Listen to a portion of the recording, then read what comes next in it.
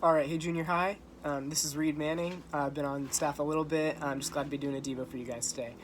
So my topic is going to be peace, which is something that I think is really relevant during all this isolation and everything. So let's get started.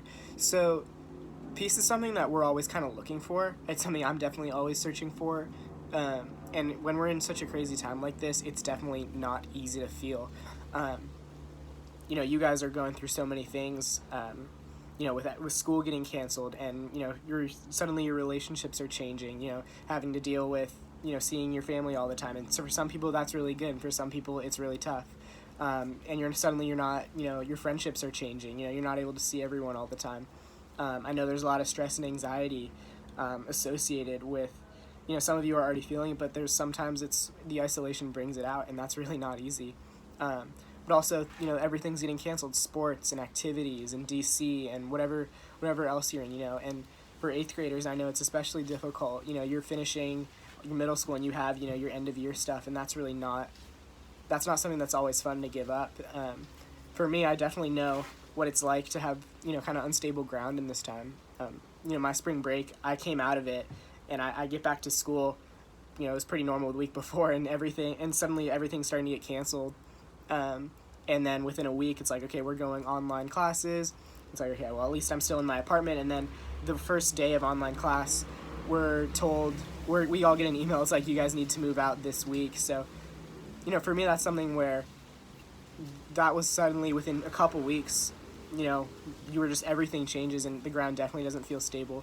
So I'm going to launch into Proverbs 3:1-4, kind of see where peace can come from. So it's, my son, do not forget my teaching, but let your heart keep my commandments. For length of days and years of life and peace they will add to you. Let not steadfast love and faithfulness forsake you. Bind them around your neck, write them on the tablet of your heart, so you will find favor and good success in the sight of God and man. So what really I get out of this is that the only place to find peace is in total surrender to God. When we're in perfect communion with God, the only place to find peace is in Him. And that's something that's really beautiful, is because we can truly trust Him with our issues in that. And that reminded me of a tweet that I saw the other day, and it says, when your relationship with God is more dependent on who He is than how you feel, everything changes. Sometimes you have to have faith when it doesn't feel good. One of the most powerful things you can do when you're going through something is to worship God anyway. And sometimes that's really difficult. That's harder than anything, to worship and reflect on God, when times kind of feel unstable. It's like, how can you feel peace when you're going through this isolation, or when you have anxiety, or when things are tough at home, or when you haven't been able to see your friends in weeks, And so I understand how not easy this is.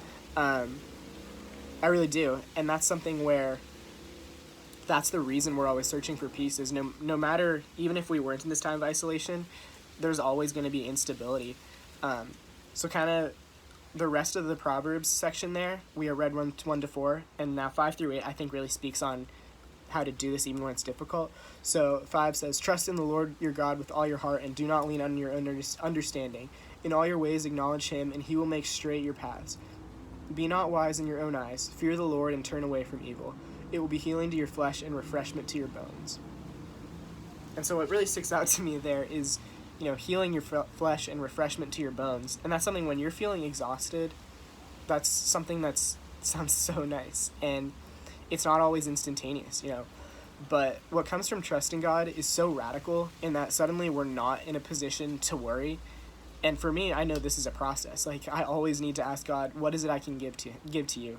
Because what really is important is that He's not just asking for us to give Him things and like, give me this, or it's not just like we owe Him, or just like, come on, I gave you more, like you have to give me more. Like, He's not just asking this of us to do it. It's because ultimately He knows what we need, and it's like He has given us such a reason to trust Him. I think it's like, when we are in surrender to Him, the peace we feel is unimaginable. And so I just really want to encourage you guys to use this time, kind of like Jordan said in her Devo on boredom the other day, as an opportunity. And because we're always so restless, but there's just a lot of time to rest in this season now. And there's time to rest in God. And sometimes that just doesn't happen. You can't just, suddenly flip a switch and be like, okay, God, I'm resting in you now. But he's given us a reason to stick through it, even when it's not easy to trust in him.